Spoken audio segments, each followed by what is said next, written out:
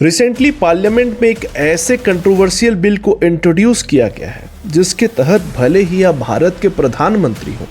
Cabinet minister हो या फिर किसी भी स्टेट गवर्नमेंट के चीफ मिनिस्टर हो,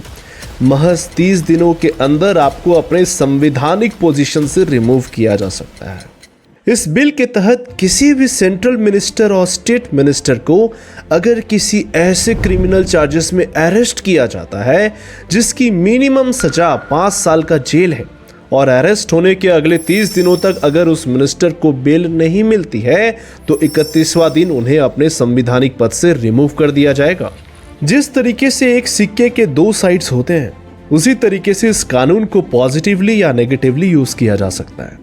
एसोसिएशन ऑफ डेमोक्रेटिक रिफॉर्म्स के डेटा के हिसाब से सेंट्रल कैबिनेट में 27% ऐसे मिनिस्टर्स हैं जिनके अगेंस्ट सीवियर क्रिमिनल केसेस जैसे murder and crime against women registered हैं।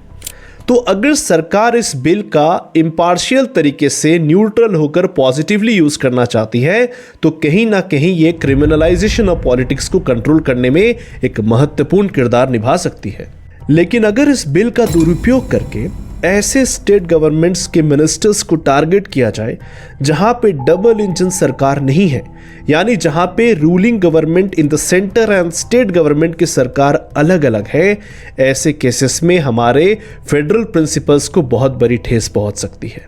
इस बिल का सबसे कंट्रोवर्शियल पार्ट यह है कि अगर आप किसी भी मिनिस्टर के अगेंस्ट ईडी, सीबीआई जैसे संस्थाओं का यूज करके फेक चार्जेस क्रिएट करके अगले केवल 1 महीने तक उन्हें जेल में रखने में सक्सेसफुल हो जाते हैं, even without convicted guilty by the court of law, तो आप उस जनप्रतिनिधि को उनके पोजीशन से रिमूव कर सकते हैं। यानी जो काम जुडिशरी को करना चाहिए, कोर्ट्स को करना चाहिए, वो काम एग्जीक्यूटिव्स कर रही हैं by encroaching over the powers of the judiciary, जो कहीं ना कहीं भारत के federal principles and separation of powers जैसे कॉन्सेप्ट को ग्रेवली वायलेट करती है।